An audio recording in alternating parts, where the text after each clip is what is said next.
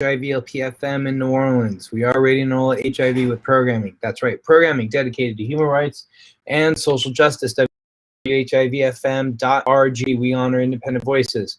We are not a radio station with a mission. No, we are a mission with the radio station, and that is to end all wars. Welcome to COVID. Welcome to NoiseFilter, the daily hour-long show. My name is Dr. Mark Allen Derry, infectious diseases physician here in New Orleans, Louisiana. Doc Griggs is busy with other obligations, so we are going to have Dave Roston pop up in a moment. You never know what you're going to get with Dave Roston. We may get Esmeralda the puppet, fingers crossed, or we could get Dave Roston. But in the interim, for those of you that are coming in, thank you guys so much for being here. As always, thank you for streaming with us, and it's always a pleasure to have you on board. Dave Roston, welcome to the show. Thanks for having me. Absolutely. You look like you're in a different place than where I used to see you. I am always moving around these days. It's hard to keep track of me. It is hard to keep track of you. I know. One minute I'm in California, the next minute I'm in New Orleans. I'm in New Orleans now. Yeah. Are you outside or inside? You're inside. I'm inside outside. It's kind of hard to explain. You're a little innie, you're a little outie? A little innie, little outie. I'm in a funky in between. But happy to be here. So much. We were just talking about we didn't know if we were going to get Dave Roston or Esmeralda the puppet, or maybe even sometimes a little bit of both. Yeah. And might make an appearance. That's awesome. Hey, let's real quickly. How did I know you came all the way to New Orleans just to attend your band practice? So how did that band practice go? The most expensive band. Well, it was a fantastic band practice. I gotta say, I love to play music with my friends, but before band practice, you and I were recording a new animation with Doc Griggs and the amazing Milan Cherie, and that was another, maybe not as important as this one band practice, but close. Important. Close enough. But it was great. Yeah, it was great. Go ahead. Oh, I was going to say, for those who might not know me, I've been working with Mark Allen and Doc Griggs on producing an animated series, an extension of NoiseFilter, basically conveying a lot of learning lessons that you might hear on this show, but in animated form that is quick and fun and creative and whimsical. And Mark Allen and I go back a number of years. We are both connected through WHIV and both share a love for health communications. Absolutely, and that's what we're going to do today. And yesterday, what we actually did was lay down some voiceover for our next set of videos, and we're waiting. Let me check email now because you never know. We're waiting for the final. We're waiting for the approval before we can show you guys this this next video that we can't wait to show you. That is focusing on vaccines and variants, which ironically today is pretty much what we're going to be talking about is variants because that is what's in the news. So before we do that, Dave, I just wanted to let you plug your band real quick and give us a quick concept on it. I'm in a band called Taxidermy Time Machine. It's a puppet garage rock band. We sing songs about puppets, with puppets, for puppets, and it's something that you don't see every day. So we're trying to keep it alive, even though I'm based out of LA now. And who knows? It's only a 3-hour flight, and we have the will to keep it going. So check us out. Taxidermy Machine, and you may be back in New Orleans in October and playing some gigs. That's right. So keep your eyes and ears peeled for some giant musical puppets. As you can see, I'm in my office, and my network is not nearly as good here as it is at home. But forgive me if I'm coming in choppy, but I can see I could see that my Wi-Fi is not terribly strong. In fact, I think I couldn't get on because of our current Wi-Fi, and that's why I had to jump on to a new network. But again, as always, welcome to everybody that's here. Before we jump into our stories, just wanted to say thank you for everyone being here. Please like this show and share. That's very important for other people to see that we're here. And of course, please feel free to reach out to us in the chat. We'd love to hear from you guys as well. With that being said, let's go ahead and just move forward. Today was one of the public health updates. I was fortunate enough to be tapped by the mayor's office, as you guys know, at the beginning of the epidemic, to present. It was on basis, and now it's come down to a monthly basis. So it follows the same format. Because there isn't very much here, we're going to. I imagine this show is going to probably be a little bit quicker than the usual one. So so we may be this may be a little bit shorter version than y'all are used to, but we will be on Monday with a new show. Yes, I will be in Aspen, but we'll figure out a way to do that. I'm working remotely with the in-laws this next week. So anyway, so let's hello Angela. So let's go ahead and get started here. We're gonna start with some epi here. I know that I don't know if you were here for the last epi, but you can see that the globe had a huge, in April through June, there was a huge outbreak. So, episode 1, episode 2, this long and drawn out episode 3, the kind of the long slog winter, and then just another spring epidemic. It just was quite surprising, even by the two variants we now refer to as the Delta variant, which is the 1617, what emerged out of India, and then it was driven by what we refer to as Gamma, which is the P1 variant, and which is what emerged out of Brazil. And so when you look at these when you look at this peak here, particularly right around here, what we're seeing is, thankfully it's in the rearview mirror, some of the highest cases that we've seen. I mean, at one point, look at this, almost 1 million cases a day at some point. So I mean, it's just a real, just globally speaking, as opposed to what's happening in the U.S., where cases were going down. The vaccine was introduced somewhere right around here, right? And so in the U.S., you see cases going down, and you don't see the rest of the world was dealing with variants, and we weren't. Anyway, but we're looking that this is on the downslide, fortunately, but it's only a matter of time before we see some more epidemics happening as well, get into colder and winter time. Here you can see that mortality, fortunately, is dropping pretty quickly as well, and we always like to see that. Now, we've talked about this before, and this is a very fascinating phenomenon that's happening here, and that is these are looking at global hotspots, and we're kind of zooming in on South America for a reason. The spots, South America has the 10 worst countries. South America has like 8 of them, right? Argentina, Uruguay here, Paraguay here, Colombia. What we're seeing are these just devastating cases, but one of the reasons that makes this so surprising, it's happening in countries that are pretty well vaccinated.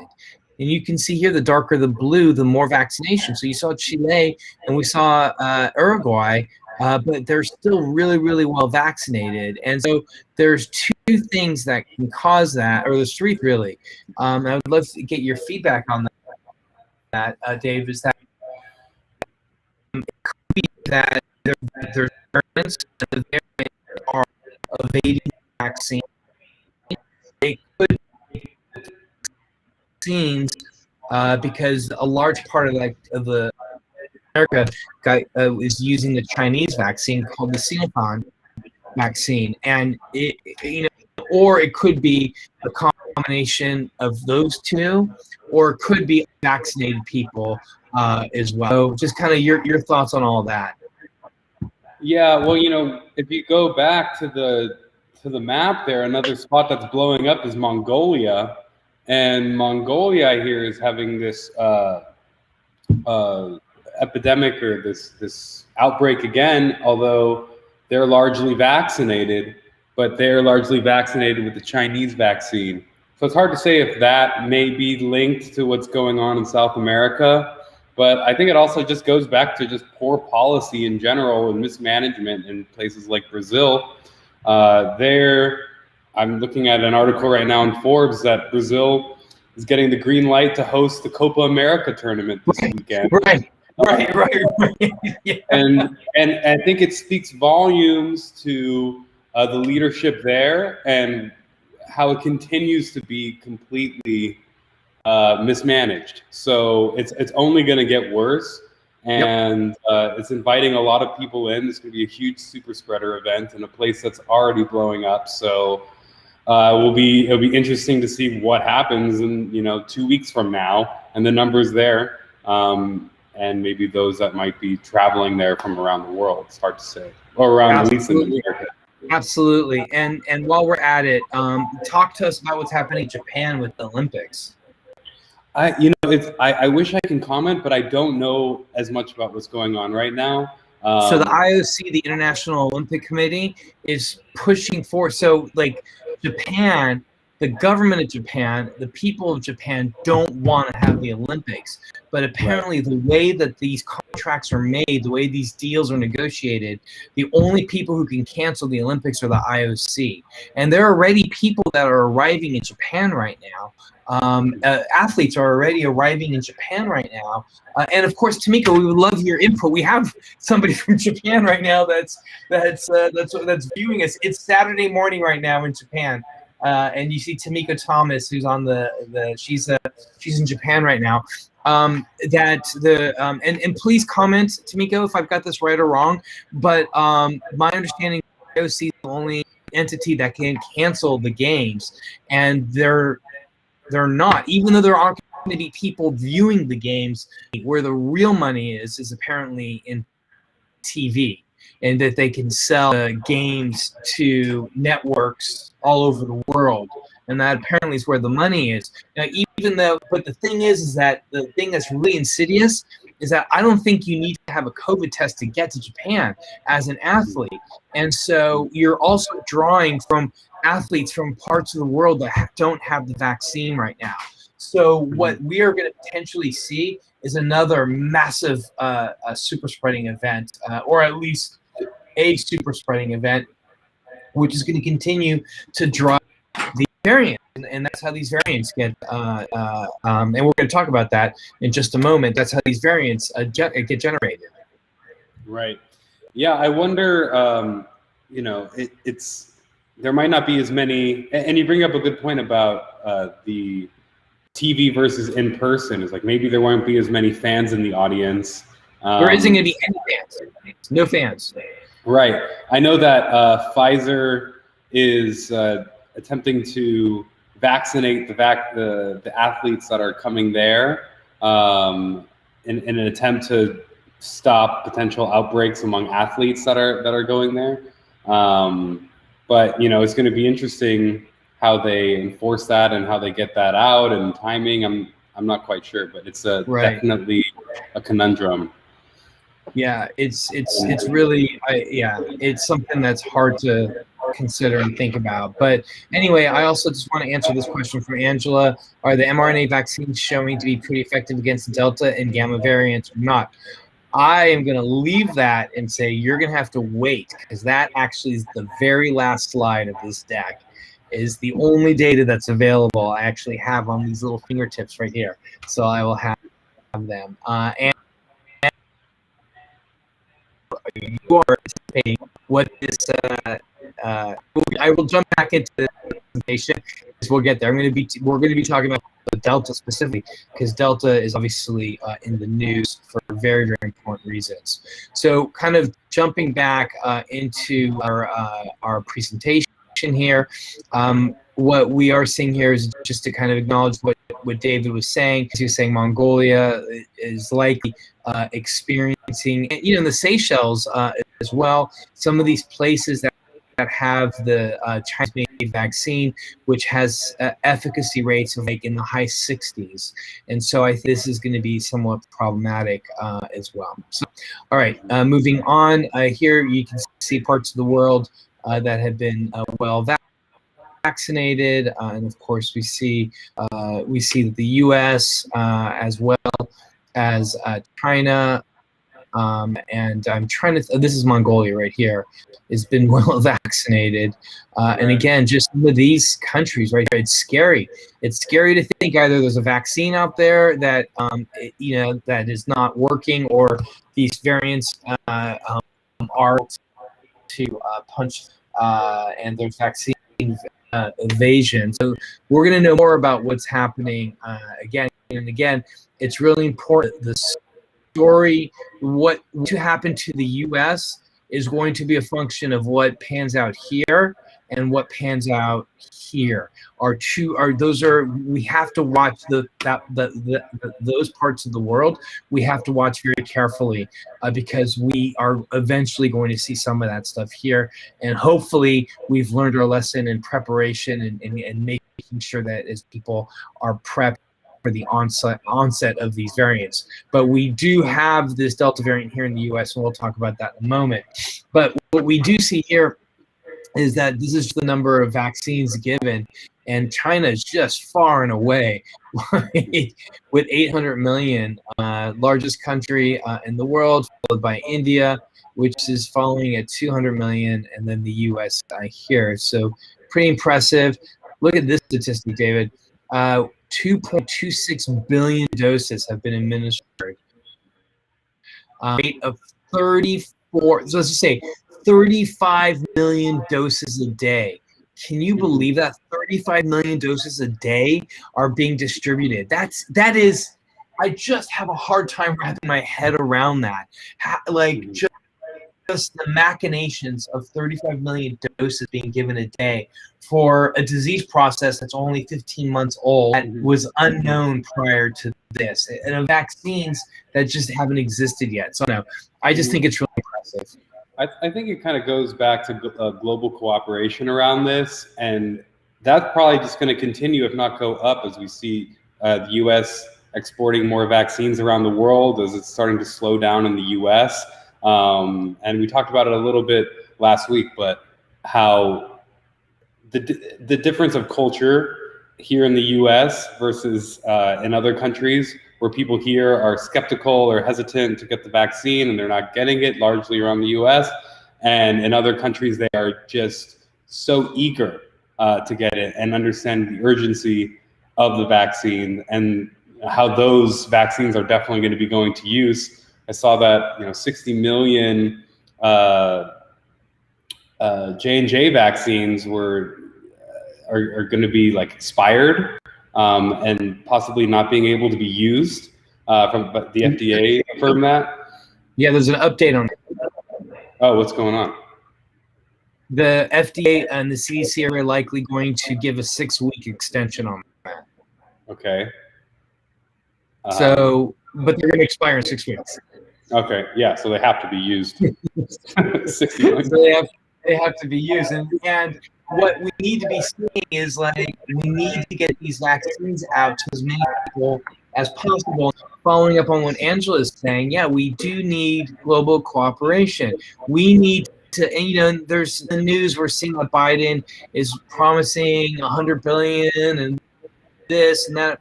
There needs to be money, or they need to remove the intellectual property off of these vaccines. Right. I mean, it's so frustrating. It's so frustrating. I don't want to. I was about to go down a rabbit hole. I know where you're going. It's frustrating. Yeah. It's frustrating, and I don't mystic, but as humans, we're bad animals. You know what I'm saying? We are bad animals. We are. How it is that we don't take care of one another is just it's hard for me to wrap my head around. That's not the way I was raised. I don't know. It's frustrating to see. And the other thing that's even more frustrating as a public health person, you and I see this.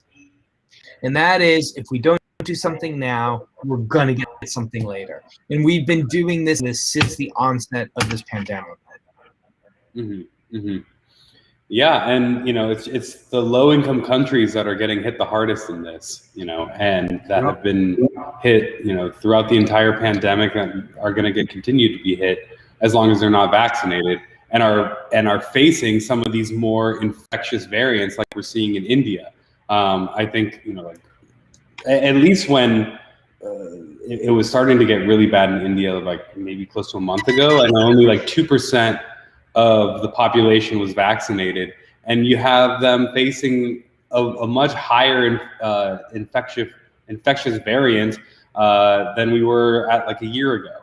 I know a year ago we were wondering, like, how hasn't it hit so badly before? And now, as countries like India, lower income countries around the world are not vaccinated, it's going to continue to mutate. COVID is going to continue to mutate and get more infectious, and it's these countries that need vaccines the most, as they're facing pretty debilitated healthcare settings. Talking about rural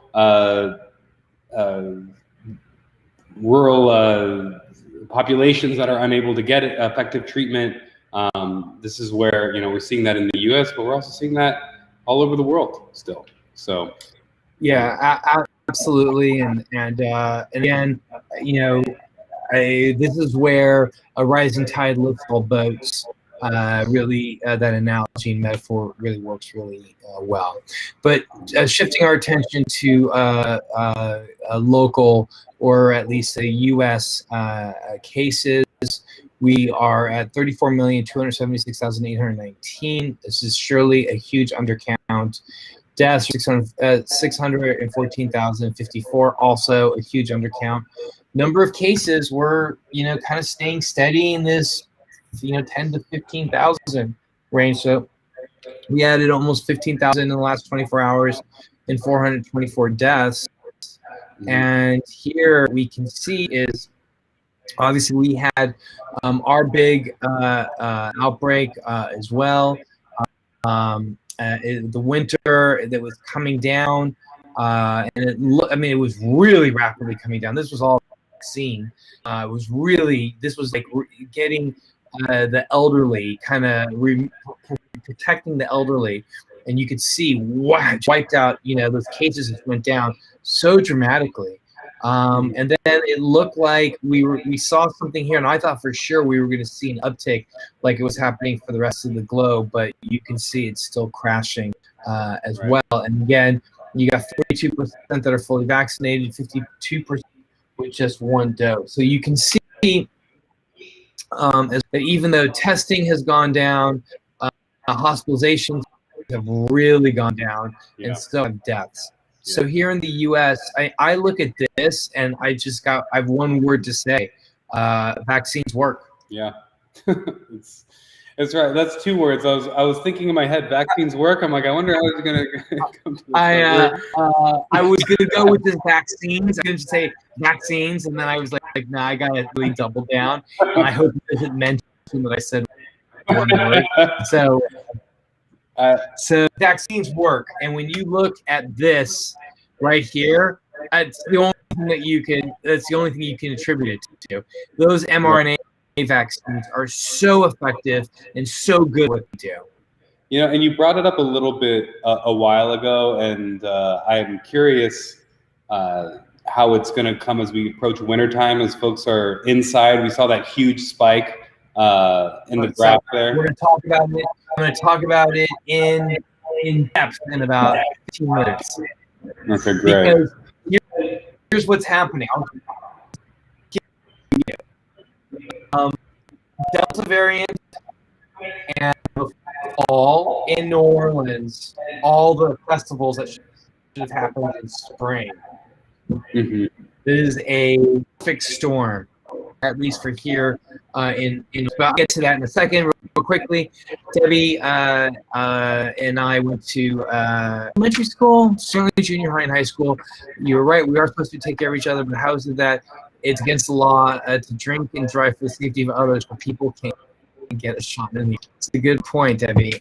Absolutely. And it's because they make a lot of money driving. Nobody's making money for vaccine companies on vaccines, but I'm not going to go down there. That is high school. We didn't go to junior high? All right. I thought for sure we went to junior high. All right. Great to see your name, and thank you so much for joining us, Debbie. All right. So in the U.S., things are doing well. 2 words: vaccines. Good. All right. All right. Vaccines work really, really well. All right. Speaking of vaccinations, who is being vaccinated? All right. So let's talk about that. So there's 306 million doses been given so far. Isn't that incredible? Do you know what the population of America is? It's 330. There's almost full, so 1 to 1. But of course, a lot of these double doses for the 2 vaccines. So we're at an average about 1.1 million doses per day. And because we are breaking out of Louisiana, we do focus on Louisiana here. And unfortunately, our vaccination rates in the state of Louisiana are very, very low. When I presented this, the health commissioner was on. She said that we kind of flip-flop with Mississippi on as being some of the worst vaccination rates in the country. You can see 35.2% of the total population has been covered. And actually in Orleans Parish, given other comparable cities, we actually are in a really good position as to where we are in terms of vaccination. So other comparable cities, Atlanta, Houston, Dallas, Baltimore, we're kind of in the middle of the pack with those other cities in terms of our vaccination rates. But let's take a moment now and congratulate Seattle, as well as what we thought was going to be San Francisco, as the first city to make herd immunity. I don't know if you saw that news this week. I didn't see that. It's amazing.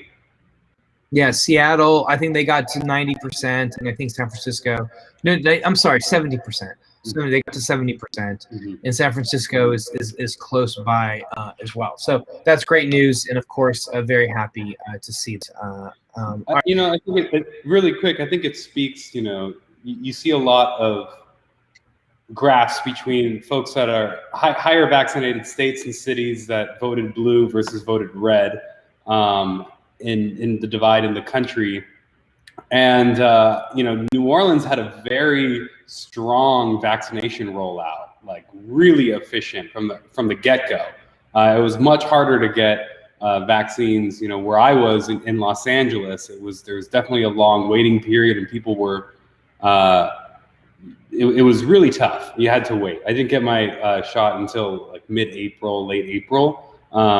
And I know folks in New Orleans that were getting out earlier. Sorry, what I'm going off of is that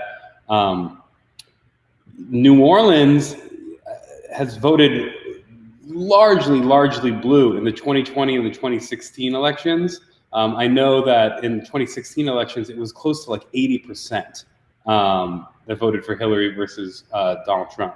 So it's that I find so interesting is this polar divide between Republicans and Democrats when it comes to vaccines.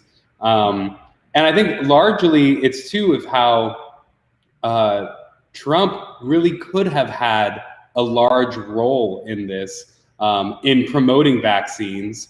And when around the time of the rollouts and as people started getting vaccinated in January and he was basically dropped off, he was not a figure in that and didn't have a role in being a public figure advocating for vaccines. He was vaccinated, but he wasn't vaccinated on TV or promoting that. And it's really just a shame to see that, is that we could be a lot higher. And again, it goes back to leadership, or the lack of leadership. And so, yeah, just getting to your point, in like these big cities like, you know, Baltimore, Maryland, or in Atlanta, or in San Francisco, in Seattle, in New Orleans, that, you know, it's like these centers that are a lot of that leans blue. Yeah, That's absolutely.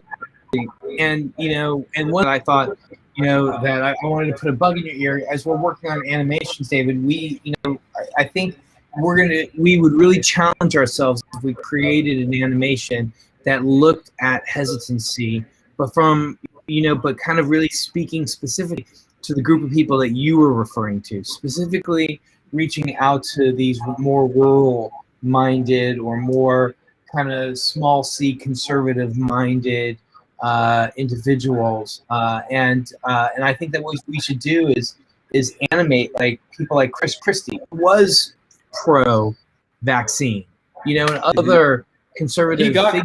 He got COVID really bad. Right, he got COVID, and so let's go and get some permission from these guys ever to utilize their, you know, and to really ensure that we're vaccinating everybody. So it's going to be a huge challenge, and I can't wait for it. But to kind of address your comments, I will say this: that there was a missed opportunity. The former president, unfortunately, didn't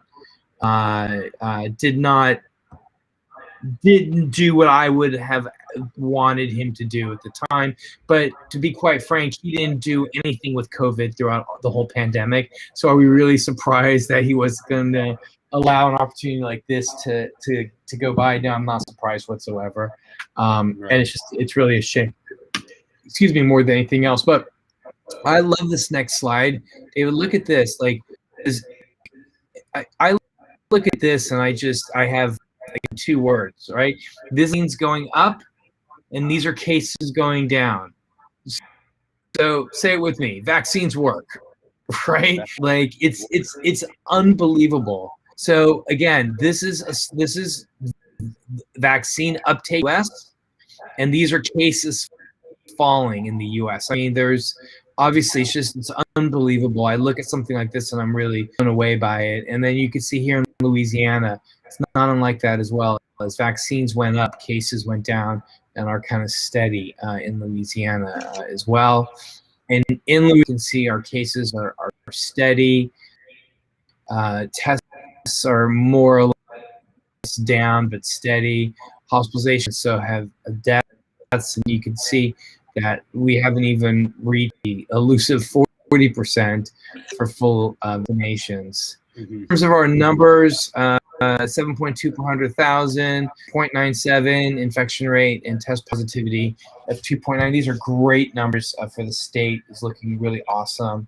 Looking at specifically at Orleans, our infection rate is 1.21. This is problematic. The health commissioner today that she thought that maybe that data was somewhat tainted. So visit this back on Monday. And our test positivity is under 5. And here you can see, if we look at the adult population, 61.6 has been vaccinated, but 55.6 are completely vaccinated. So that is really good news. And we have been doing a great job. The total population now includes children and adolescents. Now we're going to be vaccinating them very, very soon. So we're very, very happy about that. This is number of cases, and this is the infant. So hopefully this is a misnomer. So moving on real quickly to the next set of slides. Let me just kind of knock this out really quickly. There's so many QAnon folks out there that are spreading misinformation about needing to protect themselves from the wastewater and body fluids of vaccinated people for fear of exposure of changing their DNA. You know, Angela, I was in a meeting today. We had a meeting, and somebody brought that up, and I was like, I couldn't tell if the person was joking or if it was real or not. And so now that you're bringing it up, obviously they were not joking. And all I can say is I feel bad for these folks.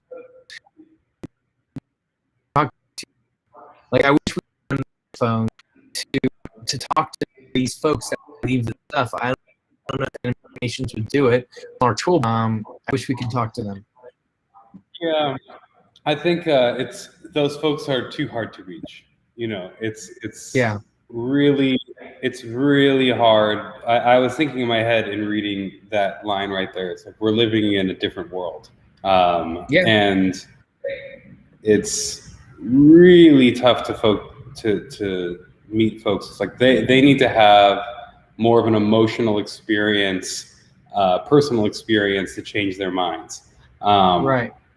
And I feel like there's maybe like to a lesser degree of someone like that is maybe interested, but not as heavy into some of those strong beliefs, might be more apt for that sort of messaging that we're putting out through these animations. But you know, I mean, I talk about emotional reaction is that a lot of people really do change their minds once they get sick or they know somebody else that got sick or that died. And it's like, unfortunately, it's these sort of emotional experiences are very powerful in changing people's behavior, whether that's, you know, drinking and driving and having an experience with that, or losing a loved one, or whatever the case may be, with cigarettes, or who knows.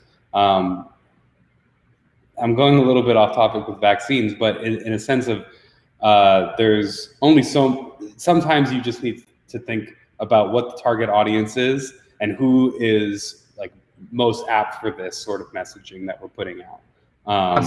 And I think it's definitely helpful for people, what we've done, and maybe some of the viewers have seen it, in explaining mRNA vaccines and how they work, and being able to articulate that more clearly to their friends and loved ones. But it's also people that are kind of on the fence, you know, that are not quite sure, that want to know more about it, and now they are able to see it and go inside the body to really dispel some of those things around your DNA changing and that sort of stuff. Yeah, look at Naomi Wolf spearheading. That's what they said, and I was like, this is not true. I was having a hard time really believing that would be the case. The pandemic has really opened my eyes to a lot of things besides just infectious diseases. Yeah. So Dave, so now we're going to pivot over and start looking at some really data. This came from the New York Times. They're looking at here deaths by age group. And here, this line right here is when the scene began. And you can see those over 75, their levels fell pretty regularly, right? Look at those between 50 and 74, those increased. And so what happened here was that because you had a virus that, you had people that were protected, right? There was, the vulnerable were pulled off of the viral market, if you will, placed by new variants that were able to evade, well, not necessarily evade vaccine, but that were more infectious and potentially more virulent. And these 50 to 74-year-olds already spent the pandemic, doing things that would prevent maybe the strain that the wild type strain that emerged out of Wuhan. It would protect them from that. As opposed, now we have what's called the alpha variant, the B.1.1. So you can see that people are actually still dying from this, and you can see that it's the so-called middle age folks. When you look at again, you look at in terms of deaths by race and age, between ages 50 to 74. You're seeing more cases, right? More cases amongst white people over Hispanic, Black, and Asian. And this is largely, I bet, probably due to what we were talking about a moment ago, that those people who are just not wanting to be vaccinated. And interestingly enough, thankfully, those that are age 75 and older, fortunately, those numbers have been, and we are seeing those numbers not necessarily fall as much as we want for the Black community. Things have begun, so that's interesting. And something we definitely continue to. This is looking at where vaccine deaths are happening, and you can see mostly sparse out here, but man, dense over here, right? When we're looking at the South, I mean, the South is, I don't want to say it's almost one big red dot, but there's a lot of red in there. So yeah, it's really fascinating. Any thoughts there at all, or? What day is that? Is that pretty recent? This is data as of May 22nd. Yeah, it's interesting. You know, I'd be interested to see more so like the breakdown between like rural and non-rural, and how a lot of these outbreaks do tend to spread in communities, right? Tight-knit communities. So as we're looking around the South, and a lot of it is very rural here, as we're looking like all over Alabama and all over Georgia and Tennessee, North Carolina, I'd love to see the difference between like rural versus urban there. Right. I mean, like you said, I bet you there's just a lot of rural anyway. But yeah, it's a good point. Well, we're going to talk about that in a moment. So, who is getting COVID, right? So this was a great article, web piece that was done on by the Washington Post. You can see that as cases have fallen, right? They focused on Washington State. They say, well, Washington State cases have been falling as well. And what they did is they took out those people who were not vaccinated. So it was adjusted for the unvaccinated. And when the vaccines were introduced, you can see almost right away there's a split between unvaccinated and vaccinated all the way out to here. So we're seeing a significant outbreak of cases that are happening in people that are unvaccinated. And when you look at this is looking at cases here, and again, you know, these are cases of unvaccinated people. I think this is for the entire U.S. And then when you look specifically at states, I mean, look at some of these differences are huge, right? Mm-hmm. So daily case rates, this is death rates. So all along, people are getting sick, they're dying, and they're going to hospitals. The vaccinated, the unvaccinated are more than anybody else, and so it is of concern. And you know, and it's funny because when you try to talk to those people who are vaccine hesitant, and you try to show data like this, it's like, boom. Like there is like you said, their mind has been made up, and there's no data, there's no science, you know, nothing that will. I mean, do you know who Representative Louis Gohmert is? No, I don't.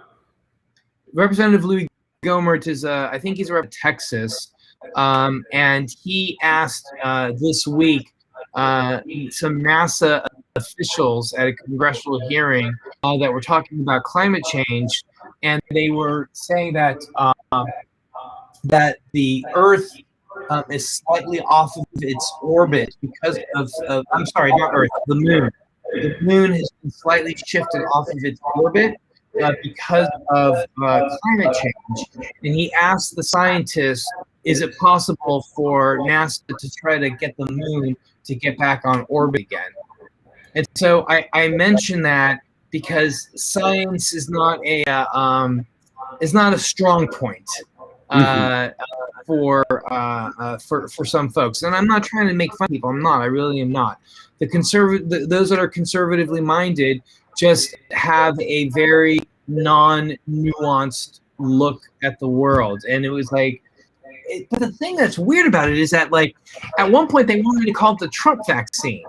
Right? They wanted, you know, it was like the person they admire, Donald Trump, you know, but how do they have this cognitive dissonance that they can hold two thoughts at one time? Yeah. Yes, Trump needs all this. He needs the credit for Operation Warp Speed. No, but I'm not going to get vaccinated. Yeah, that's exactly what I was about to say. It's like, oh yeah, he did so great with Operation Warp Speed, getting this so fast. It's like, well, are you going to take it? It's like, no, I think it was just too fast. It was rushed. You know, like I don't know what's in it. Like, how can you do that? It's yeah, it's absurd. So that's another animation. We need to show how it wasn't rushed. You know. Yeah, exactly. You know, I think it's here in Oregon, 98% of hospitalized COVID patients are unvaccinated. Yeah, so we're seeing a huge outbreak of unvaccinated people. So now let's start getting into kind of the meat of today. So WHO renamed the UK and other variants with Greek letters. So alpha is now B11, or B117 is now alpha, 1351 is now beta, P1 is gamma, and 1617 is delta. And these are variants of concern. As you can see here, these are the variants of concern. But what we are seeing are variants of interest as well. And we have epsilon, zeta, eta, theta, iota, and kappa. Now, I also want you to note variants, dude. Look when they came out. December 18, 2020, you know, or when they were first noticed, right? On May 11, 2021, and it's already a variant of concern. So the idea that this outbreak is over is just, it's not. Like, we're dealing with a variant of concern out of India right now, and apparently, what's that? For that were first detected 6 months ago. Yeah. I mean, this one was detected. Well, this one that was just detected less than a month ago. What's today? A month ago. Right. And it's already a variant of concern. And so let's talk about it right now. Let's talk about Delta. So this is a nice little table. Transmissibility, immune evasiveness, or vaccine evasive, or immune evasive and vaccine, right? So here, Delta, very transmissible. So you were asking, I think it was Angela, you were asking, compared to 117, this is very, very transmissible, and also it dodges and is somewhat vaccine evasive. And we'll go into that in a moment, where beta is not that transmissible, but boy, oh boy, it does evade the immune system. This is what emerged out of South Africa. So this is an incredible table. This is looking at the prevalence of variants. So each color is a different variant, right? So this is the B117, the so-called alpha variant. These are the the California variants. And then this is what we refer to as the gamma variant. This is P1, right? But look at this yellow or this gold variant right here. Do you know what this one is? This right here is what emerged out of Wuhan. And look how it is completely gone. Okay, it is gone. And B117 totally crowded everything. But look at this now. Look how 7 is now it is right now the sample that was won. I mean, it's unbelievable how 117, and this a concern, because all of these new variants have picked up that B117 gene that allows for that twisting of the protein, and now these variants are becoming stronger while also becoming more infectious as well. And if we're seeing this with B117, imagine what it's going to be like with 1617 right here. And you can see it just starting to come up right here. I don't know if you can see that very faint gray right here. But this is going to start becoming very, very concerning, and this is going to be very, very problematic. I mean, look at this thing wasn't even around in January. It was hardly anything. The virus that emerged out of Wuhan was much more prevalent.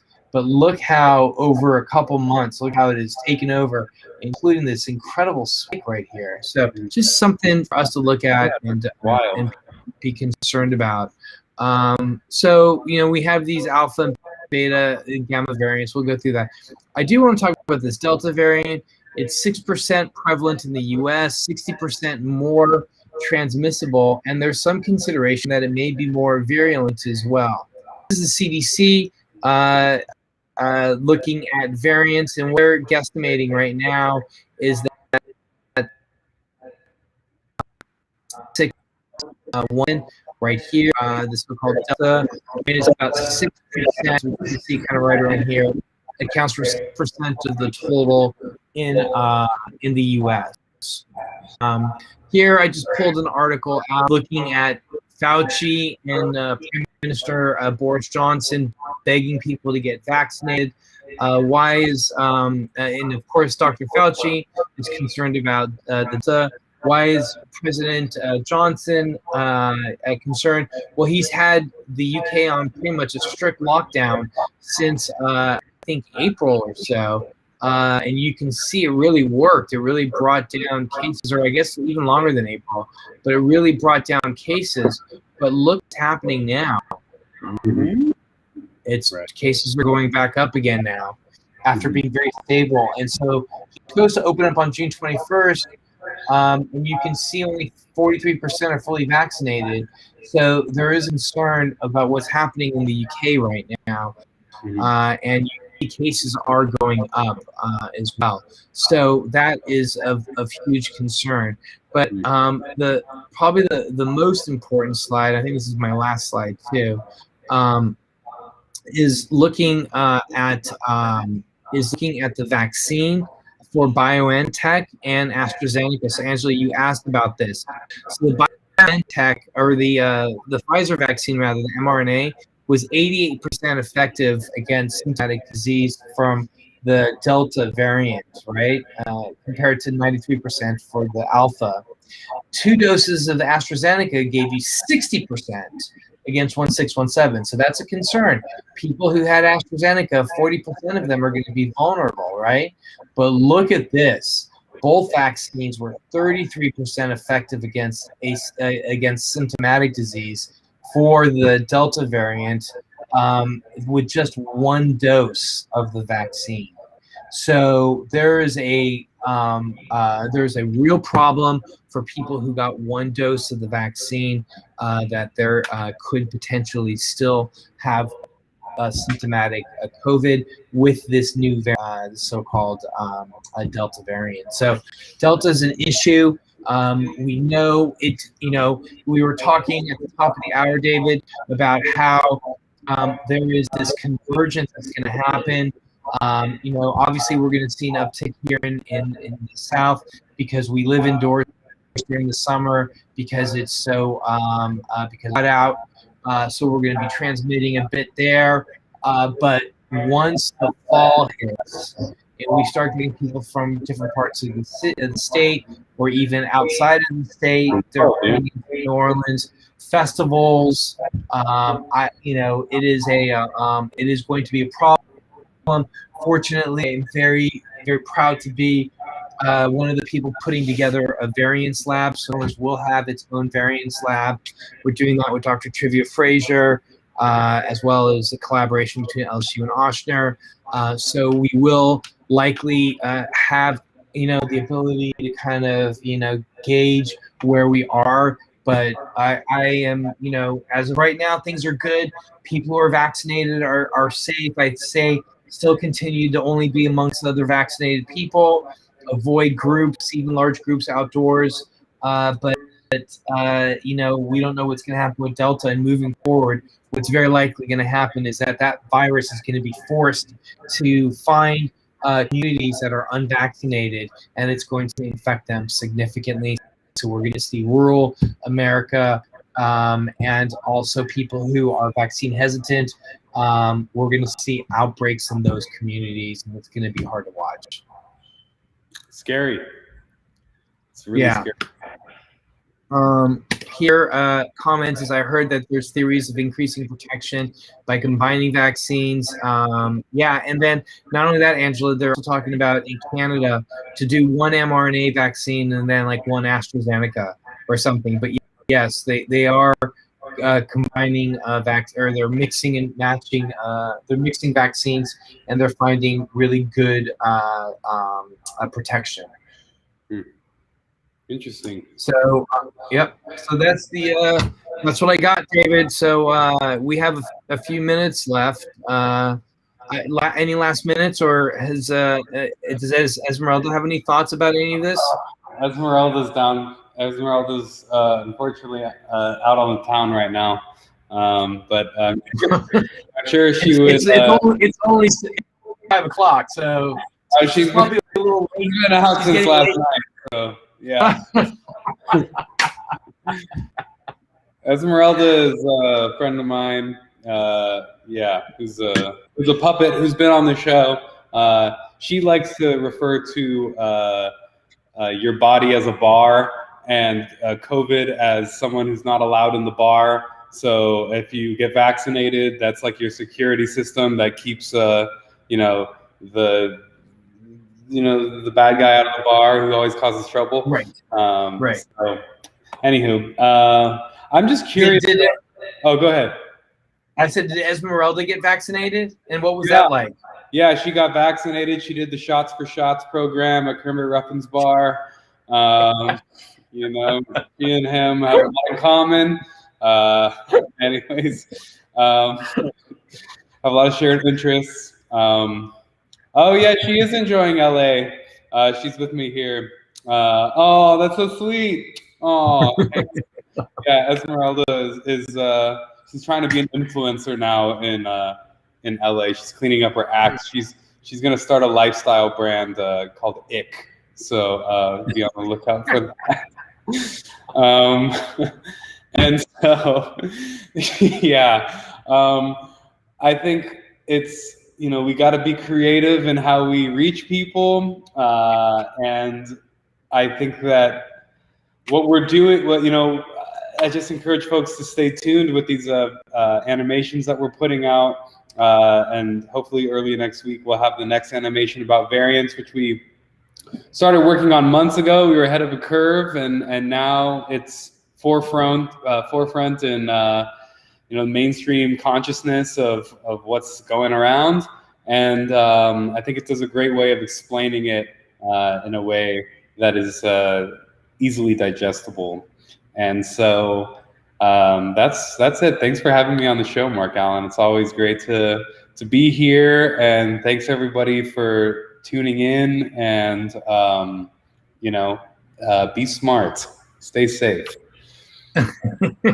Yeah, it is definitely variant animation. Yeah. In fact, I watched it today. I was showing it to somebody, and I was like, "Oh, that is Delta." Oh, I showed it to the public health care, and I was like, "Oh, that variant is Delta." Delta in the animation looks like really bad. So right. It's like it looks good. Bad to the bone. Yeah, so be on the lookout for that. And it's always great chatting with you. I learned so much just from being on the show as a guest, so it's always a pleasure. And I feel like we can just go on for another hour or 2 hours talking about this stuff, because I have so many questions, and I'm sure our guests do too. But yeah, it's just it's great. And I think what NoiseFilter is doing is really important. So thank you so much, David. Have a great time in New Orleans. We'll catch up with you next time you're here, and I'm sure we'll chat soon. Yes. Thank you, and everybody have a great weekend. We'll be back on Monday. We'll definitely be back on Monday, and I'm sure we'll be talking about variants. That is of great concern. So we'll see you later. Everybody have a great weekend. Peace out. Check